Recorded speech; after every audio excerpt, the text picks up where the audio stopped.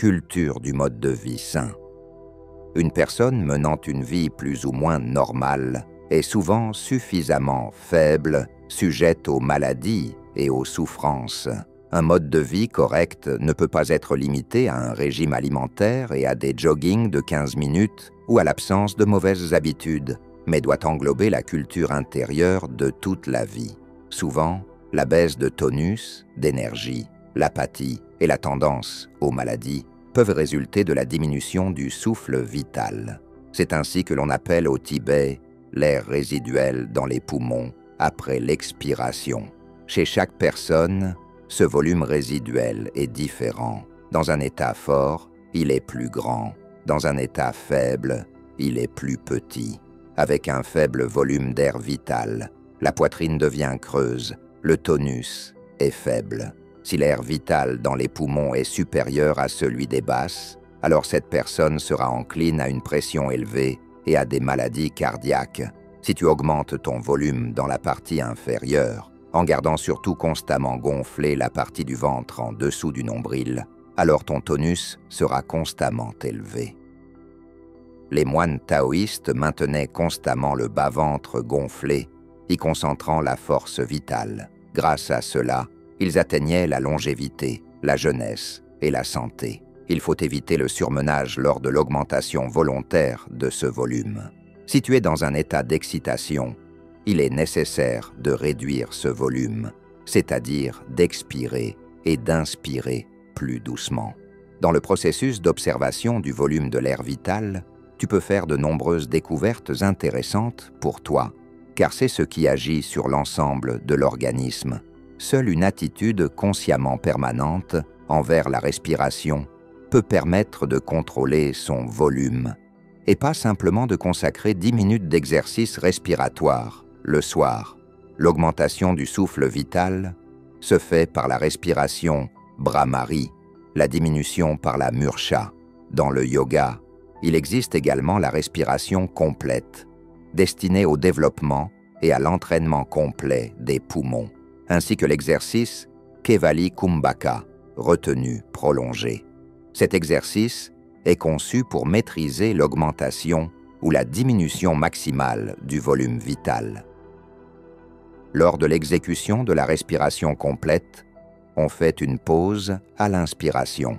Après le besoin d'expiration, on fait une nouvelle inspiration, remplissant au maximum les poumons d'air.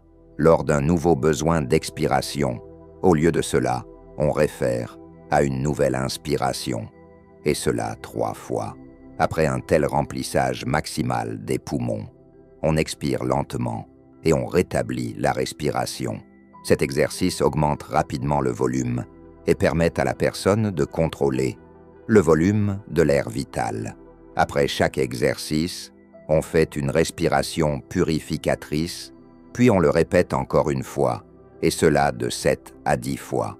Ensuite, on fait l'exercice inverse Kevali Shunya, une expiration complète lorsque le besoin d'inspiration se manifeste, suivi d'une autre expiration, puis d'une 3e et dernière expiration, vidant les poumons jusqu'au volume minimal d'air, après quoi la personne meurt. Cependant, si ce réservoir diminue légèrement, la personne tombe dans un état de yoga nidra, anesthésie complète, ou peut connaître une sortie astrale ou un samadhi. Grâce à une telle respiration, Murcha, les yogis atteignent ces états. Voici une parcelle de grandes connaissances.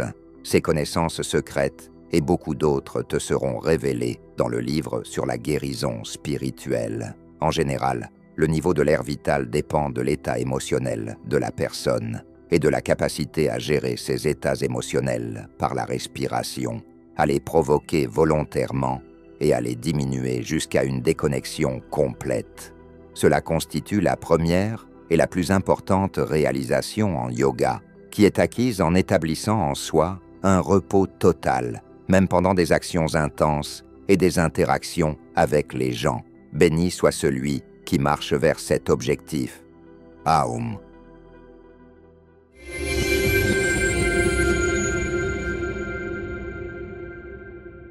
Pendant cette période extrême, où le destin de la planète entière est en jeu, Il est très important que la connaissance des anges et des esprits de lumière se propage le plus rapidement possible à travers le monde et atteigne des milliers de personnes. De cette façon, nous pouvons changer l'avenir de toute l'humanité. Alors nous nous tournons vers toi, chère âme de lumière. Partage la connaissance concernant nos livres sages et nos films. Partage les liens vers des vidéos ou des dessins animés. Tout cela est disponible et gratuit. Invite les femmes à des pratiques individuelles, des webinaires et des séminaires.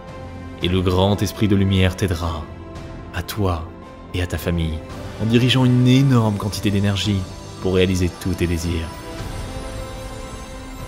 Les esprits lumineux et les anges t'aideront, à toi et tes proches dans tous les domaines.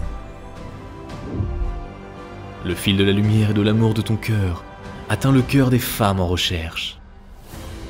Et la création du bien, la diffusion de la connaissance de lumière dans le monde commence.